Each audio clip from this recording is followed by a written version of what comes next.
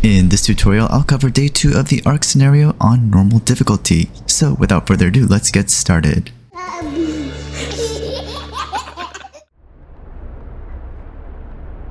Here's what we're going to do on day 2.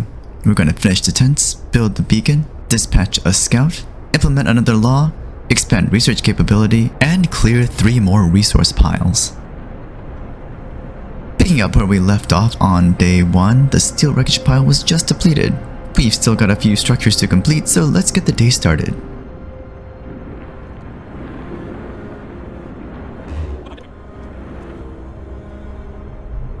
At 8:45 in the morning, another resource pile is depleted, and we redistribute those engineers to another wood crate pile, as well as activate the medical post. The other engineers from the previous day are also assigned to the steel wreckage. A short while later, we finish researching the beacon and start drawing boards to unlock the next research tier. At the same time, we've completed all the tents to fulfill the shelter promise and snag that hope boost. Waste no time in starting construction on the beacon. 10 engineers are pulled away from the wood crate pile to begin building it.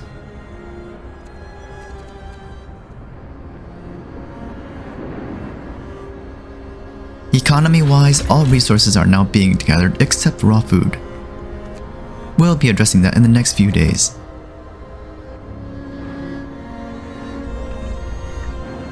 At around 1:15, the beacon is completed, and we can send out our first scouts to recover the abandoned supplies. Now to select the people for our party. There are 2 patients that we can kick out of the medical post. The 3 remaining volunteers will come from resource gathering.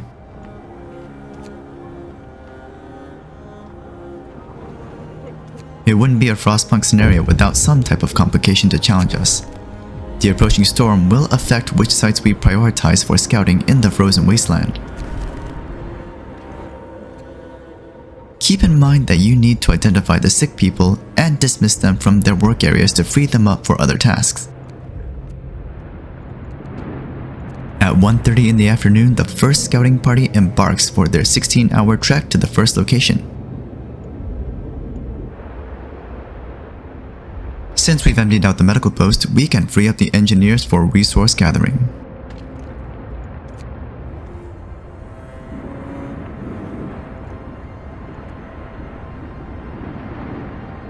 At 4:15, we unlock Tier 1 tech with drawing boards and begin researching heating to ensure that this upgrade is ready for the first temperature drop on day 4.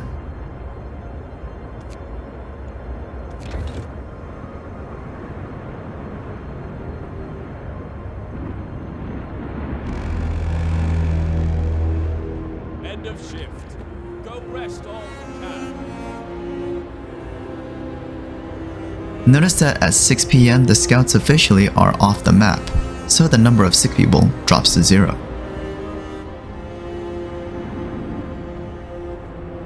At 8 PM we declare emergency shift on the wood crate pile.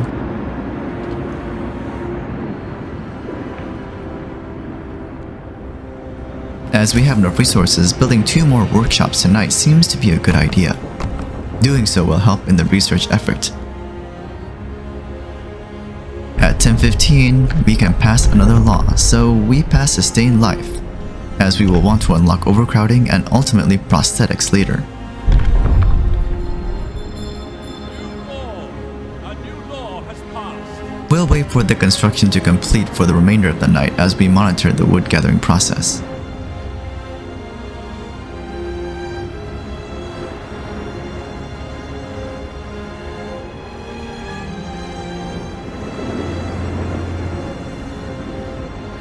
At around 3 AM, we begin construction of a gathering post to cover the remaining 2 wood crate piles.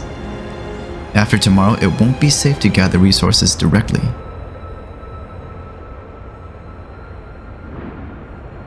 At 4 in the morning, our scouts reached the abandoned site to collect 1 steam core and 28 steel. From here, they're going to head towards the broken automaton.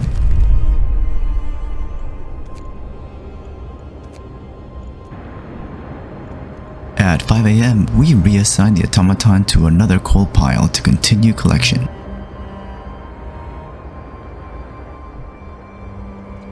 And 15 minutes later, another wood crate pile has been depleted.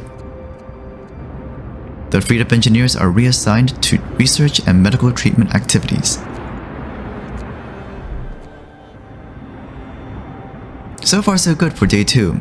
Despite the threat of a major storm on the horizon, we have managed to send out our first scouts and clear a few resource piles.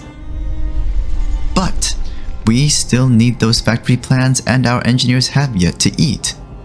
This means we need more scouts out there to cover more ground, as well as the cookhouse to process the initial raw food. If you want to see how this gets done, check out the next day in this series. This is phatbeetz, signing out.